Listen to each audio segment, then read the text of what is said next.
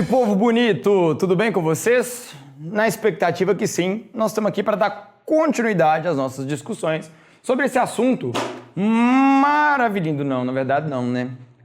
Na verdade esse assunto é horroroso. Esse assunto é péssimo. Mas a gente precisa de falar sobre ele. Por que a gente precisa de falar sobre ele? Porque a gente discutindo ele, a gente vai começar a repensar as nossas ações e dessa forma modificar o impacto que a gente gera no ambiente. Então a gente precisa discutir bastante o que é poluição, entender direitinho o que é poluição, a gente poder modificar o que isso representa. Nessa nossa aula, que a gente continua nessa temática de discutir a poluição, e a gente continua discutindo poluição por fatores abióticos, né? A gente vai falar sobre poluição do ar, que eu também poderia chamar de poluição atmosférica, também seria um exemplo, né, uma outra grafia para esse tipo de poluição. Essa poluição, como o próprio ar o ar atmosférico se caracteriza, ela pode ter diferentes tipos de impactos. Por quê? Onde é que eu quero chegar com isso? Se a gente considerar, por exemplo, a composição do ar, o ar é uma mistura, né? Ele é composto por várias substâncias diferentes. Essas várias substâncias diferentes podem interferir de forma diferente e pode ocasionar diferentes tipos de poluição. A primeira que eu estou trazendo aqui para vocês, talvez seja uma das mais relevantes e que mais vocês devem estar ouvindo falar em noticiário o tempo todo, né? Anualmente nós temos, né, encontros de nível internacional justamente para discutir esse primeiro tópico que está aqui no nosso quadro, a interferência no efeito estufa. Essa interferência no efeito estufa está diretamente ligada àquilo que a gente vai chamar de mudanças climáticas. Antigamente a gente falava muito sobre aquecimento global, mas a palavra aquecimento global ela acaba levando o indivíduo ao erro, àquela ideia de que simplesmente o planeta vai ficar mais quente. O que é um pouco errado, porque em muitos lugares, na verdade, por conta das alterações no efeito estufa, os locais vão se tornar mais frios. Então, para evitar ficar dando argumento para os negacionistas, a gente tem se empenhado em usar a expressão mudanças climáticas e não mais a expressão aquecimento global. Nós temos dois gases que são emitidos principalmente pela combustão de combustíveis fósseis que são diretamente responsáveis por a interferência no efeito estufa. O principal de todos é o gás carbônico. Por que o gás carbônico ele é o principal? Porque ele é o presente em maior quantidade. Apesar de ele não ser o gás com maior capacidade de retenção de calor, de reter vibrações em suas moléculas, o gás metano é muito mais eficiente do que o gás carbônico. Como a concentração de gás carbônico na atmosfera ela é muito maior, ela acaba sendo mais representativa nesse impacto do efeito estufa. Perfeito? O fato é que o aumento da concentração desses dois gases na nossa atmosfera tem modificado e intensificado e agravado um fenômeno natural que precisa de acontecer no nosso planeta, que é o efeito estufa. O efeito estufa ele é essencial, a gente não pode ficar sem efeito estufa.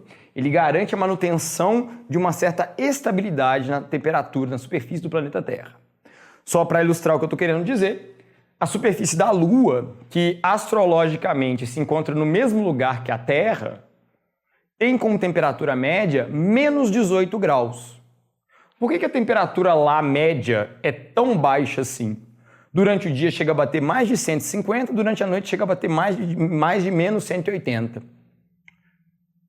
Veja bem, porque lá não tem efeito estufa. Aqui no planeta Terra, a temperatura gira em torno dos 15 graus. A manutenção dessa estabilidade de temperatura é ocasionada por esse efeito natural que está ligado a esses gases.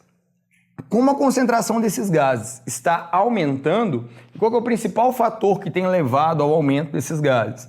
A liberação de gases, produtos da combustão, principalmente a partir de combustíveis fósseis. Combustíveis fósseis são combustíveis riquíssimos em carbono, que ao serem queimados, o resultado dessa queima leva à liberação de gás carbônico.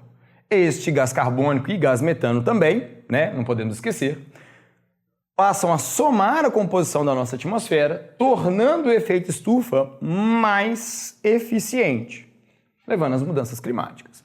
Só para sinalizar o quão relevante é isso, o planeta do sistema solar mais quente não é aquele mais perto do Sol, e sim o segundo, é Vênus, devido à atmosfera dele ser basicamente formada por uma quantidade absurda de gases do efeito estufa. Olha como é que esses gases têm uma alta capacidade, então, de reter calor.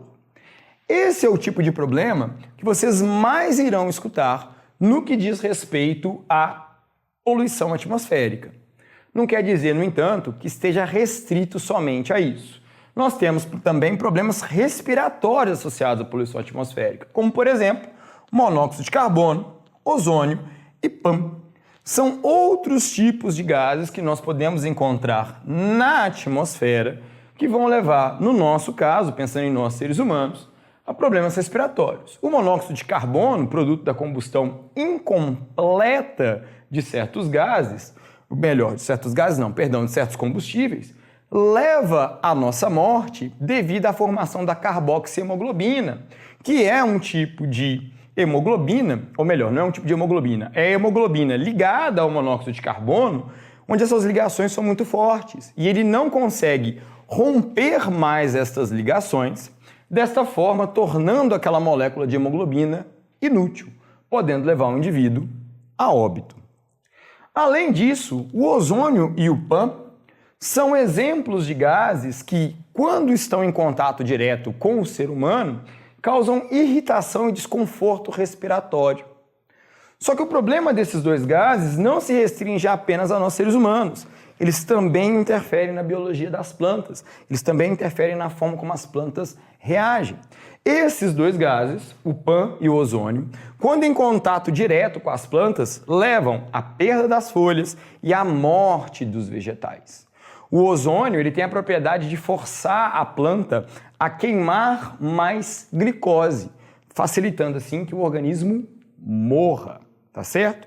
E o PAM leva à queda das folhas e dificultando mais ainda o processo de fotossíntese para que o organismo consiga se manter estável. Finalmente, um outro tipo de problema que a gente pode encontrar relacionado à poluição atmosférica são alterações daquilo que a gente vai chamar de microclima, em ambientes mais restritos, como, por exemplo, em cidades. Um exemplo disso é a poluição atmosférica causada por partículas em suspensão. Queimas incompletas de certas substâncias liberam partículas que são tão pequenas que permanecem em suspensão por muito tempo no ar atmosférico. Formam aquilo que a gente chama de smog.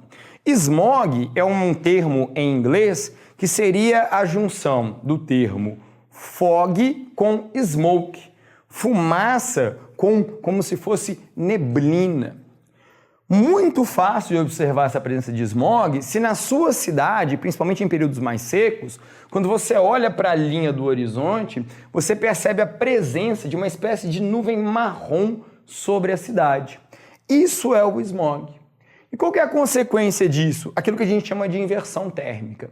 O que é inversão térmica? Naturalmente, o ar mais quente ele tende a subir por ser menos denso, e o ar mais frio tende a descer por ser mais denso. O que é inversão térmica? O acúmulo dessas partículas de suspensão, da formação dessa camada de poluição, impede que essa dinâmica continue acontecendo, do ar quente subir e do ar frio descer, tornando o microclima das cidades com alto nível de industrialização, que não tem nenhum tipo de estratégia para combater a poluição atmosférica, muito pior. Torna o clima de grandes centros urbanos cada vez mais quente, fazendo com que, inclusive, estes outros gases que causam outros tipos de problema nos organismos se acumulem com mais facilidade. O que é interessante a gente observar quando a gente pensa sobre essa aula? Como a adição de substâncias na atmosfera, mesmo que em pequena quantidade, a longo prazo, interferem na dinâmica de funcionamento do nosso planeta. É a própria ideia do que é uma poluição. Demorou? Na aula de hoje, então, a gente discutiu sobre poluição atmosférica. Apresentamos alguns dos tipos de interferência e alguns gases que podem e são componentes naturais do nosso ar atmosférico, mas que têm a sua concentração aumentada, gerando desequilíbrios e problemas ambientais, prejudicando, assim, a dinâmica do nosso planeta. É isso, meus caros. Fiquem bem, tudo de bom. Falou e até a nossa próxima aula.